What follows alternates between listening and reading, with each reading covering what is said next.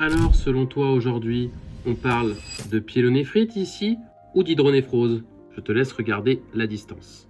Et oui, si tu fais des échographies rénales tous les jours, confondre pyélectasie et hydronéphrose peut te coûter certains diagnostics. Alors je te conseille de suivre cette vidéo attentivement. Commençons par la base. En coupe longitudinale, la cavité pyélique et les canaux collecteurs sont situés juste ici sous forme de petites interfaces hyperéchogènes qui sont symétriques par rapport au centre, à la ligne centrale ici du rein. On peut ainsi observer des canaux collecteurs ici, ici, ici, ici, ici. Et lorsque l'on va faire des petits mouvements de translation latéromédiale, on va observer que ces petites structures vont soit s'éloigner les unes des autres, soit vont se rassembler et former deux petites barres hyperéchogènes. Ce sera le début du bassinet. Donc on observe ici que ces petits éléments se rejoignent ou s'éloignent en fonction de la latéralisation de notre coupe longitudinale. Ces petits canaux ne sont pas du tout censés être dilatés. On observe toujours une petite zone hypoéchogène au centre et des parois hyperéchogènes. Pour évaluer le bassinet, ce que l'on peut faire, c'est une coupe transversale du rein. Donc on fait un petit mouvement de rotation à 90 pour ensuite arriver à une coupe transversale ici du rein. On observe la corticale en périphérie, la médulaire juste ici, et la cavité pyélique et le bassinet qui forment un petit V hyperéchogène juste ici.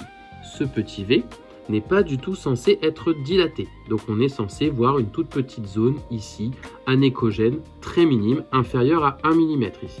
Ce que l'on voit ici et ici, ce sont des structures vasculaires, donc si on place le Doppler couleur ici, on observera des variations de couleur. Ce qu'on peut envisager ici, c'est de mesurer la cavité pyélique et cette dernière est censée être inférieure à 1 mm. On revient maintenant sur notre image échographique précédente. On observe ici que notre V est nettement plus dilaté, avec ici une augmentation de taille, une distension de la cavité pyélique, que l'on peut voir en vidéo. Généralement, on peut aussi voir ici l'insertion de l'urtère proximale. On peut faire la mesure ici de la cavité pyélique qui fait plus de 1 mm, on est à 3,6 mm. On l'a vu, quand on a une dilatation de la cavité pyélique, c'est que notre petit pied devient de plus en plus épaissi.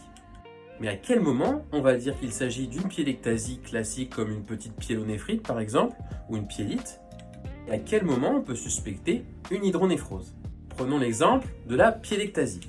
Pour une pyélectasie, on a une légère distension de la cavité pyélique, mais qui ne va pas remodeler la surface du rein. Le cortex rénal et la médulaire rénale ne sont pas impactés. Généralement, la mesure oscille entre 1 et 4-5 mm. Les petits doigts collecteurs de la calice, eux, sont intacts, donc on ne va pas les voir vraiment dilatés au niveau du rein sur sa coupe longitudinale. En gros, il s'agit d'une dilatation modérée qui peut être réversible. Et l'étiologie est une conséquence.